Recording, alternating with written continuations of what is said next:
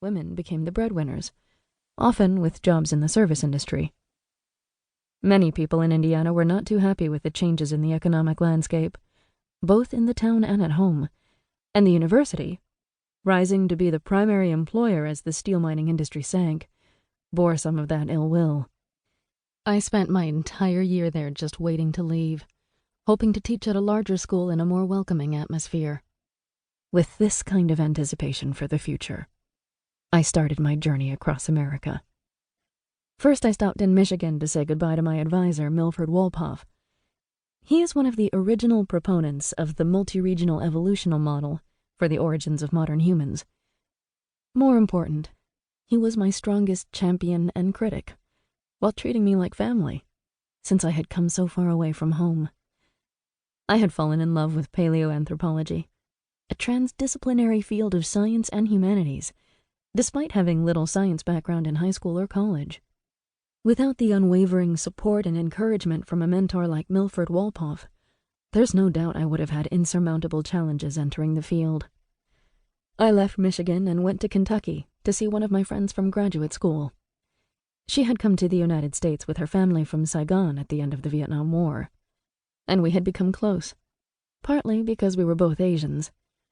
We had lost touch after she left graduate school to move on, via a completely different life trajectory, to a position as a business executive in a big company and a happy mother of 2 children. Many of us go to graduate school to pursue a life in academia, and many of us leave before completing a degree to pursue another path, as my friend did. In the context of my trip across the country, our reunion made me think about roads not taken. What if she had persisted back then and graduated? What if I had left academia sooner and sought an alternative? On the one hand, it takes a lot of courage to change course after you start the path toward a PhD degree. You have to bear the fear of people thinking of you as a loser and a quitter. But staying on is no light feat either. In the end, no road is easy. Or rather, all roads are beautiful. I started out on my cross-country drive with a big ambition.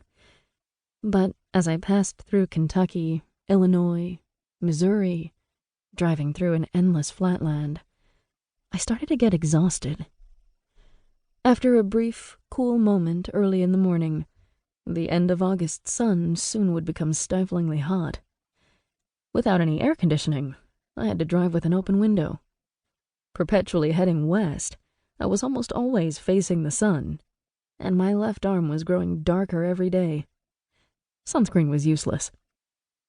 The local roads were quiet, with just 1 or 2 cars passing me on the other side the whole day. The only entertainment source, the radio, was playing country and western music, station after station. With the hot air coming through the open window, riding in a hot car and listening to slow country music, I felt almost like my brain was melting. There's a reason why people on long trips play exciting, simple music. After driving all day and once the sun started to set, I would stop at the nearest motel.